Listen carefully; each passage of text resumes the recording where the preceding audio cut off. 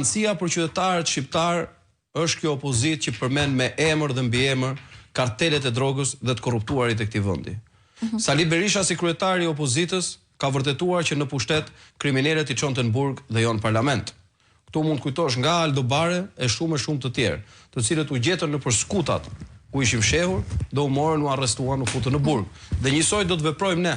Qoftë me Troplinët, Xhabaftët, Suel Qelën, e Barat dhe gjithë të tjerët. Qytetarët shqiptar, unë mirë kuptoj frikën, po të flasim që ka që besojnë apo se besojnë, e din apo jo, kjo është jo reale dhe jo e vërtet. Të gjithë e din, është tjetër gjë ai që s'do ta di. Ai që s'do ta di është tjetër gjë, por qytetarët, unë nuk i ftoj të ngrihen për mua, as nuk i ftoj të ngrihen për Partinë Demokratike, po i ftojmë qytetarët të ngrihen për veten e vet. Qartë. Të gjitha këto që ne themi qëndrojnë dhe tani më janë të stërfaktuara edhe nga institucionet që Partia Demokratike ka shumë rezerva. Okej.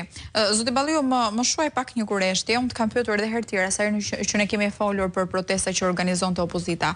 Çfarë prisni ju nga kjo protestë tënën? Pra do të ketë një protestë që do të ketë një fillim edhe një mbarim, një përfundim, pra ku qytetarët do të shkojnë më pas në shtëpitë e tyre, një protestë e qetë etj, apo do të ketë një protestë e cila do të përshkallëzohet deri në nivelet e përfundimit real të asaj çfarë ju kërkoni?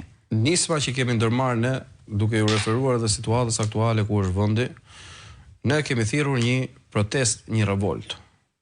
Kjo është një revolt. Pra ju po thrisni një revolt. Unë po shkoj për revolt, sepse unë nuk mund pranoj që të jem pjesë e një situate absurde ku kemi përballë njerëz cilët vetëm shishe vere kanë 3 milionë euro. Domethënë, këtu faktohet dhe rënja e zgjedhjeve. Zgjedhje do bësh me një pushtet, ajo ka 300 apartamente, ajo nuk blen vot me lekë, ajo blen vot me apartamente. Është vërtet, po. Do të çfarë kuptoj ku janë zgjedhjet këtu? Dhe këtu faktohet dhe vjedhja e zgjedhjeve. Dhe kërkesa jon kësaj radhe nuk është e paqartë. Jemi shumë të qartë në kërkesën tonë. Edi Rama t'japi dorëheqjen dhe pikë. T'i hapet rrugë qeverisë teknike.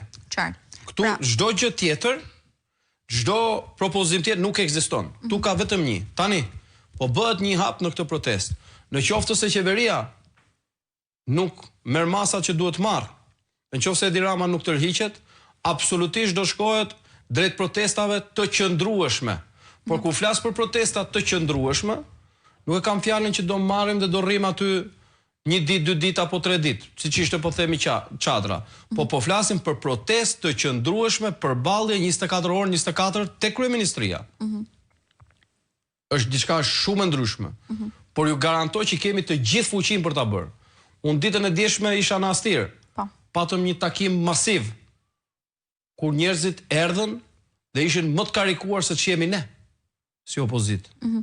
Dhe po ju garantoj njerëzit janë shumë qartë dhe u ka ardhur në majt hundës, se nuk po ushqejnë dot fëmijët e tyre, sepse vjedhin këta aparat. A keni ju zoti Balliu një, meqense jemi edhe në periudhë festash, edhe prandaj më lindi kjo pyetje, a keni ju një thirrje për emigrantët të cilët kthehen në Shqipëri këtë periudhë? Janë ata që në fakt e vuajnë më shumti mënyrën e kësaj qeverisje dhe fakti që një pjesë e mirë e tyre janë detyruar që të largohen.